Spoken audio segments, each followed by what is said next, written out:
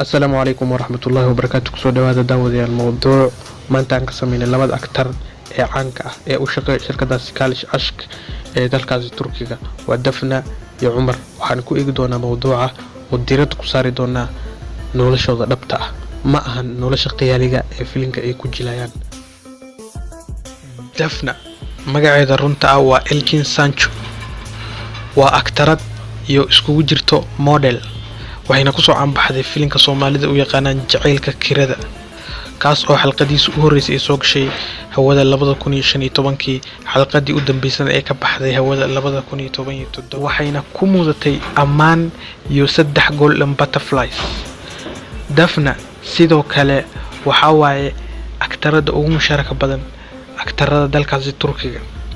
dafna waxay dhalatay 1985 haddana waxay jirtaa 34 sano waxay xiriir la sameysay 2013 ilaa 2016 ninka loo yaqaan Yunis Özdigen sidoo kale dafna barta Instagram-ka waxay ka wadataa 7 milyan oo followers ah marka la isku daro hantida dafna ay haysato dhan waxa waaye 13 milyan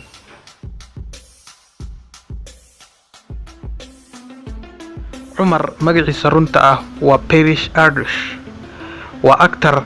تركي لكن سكوسو برباري كونا داشي دالك سويسرلاند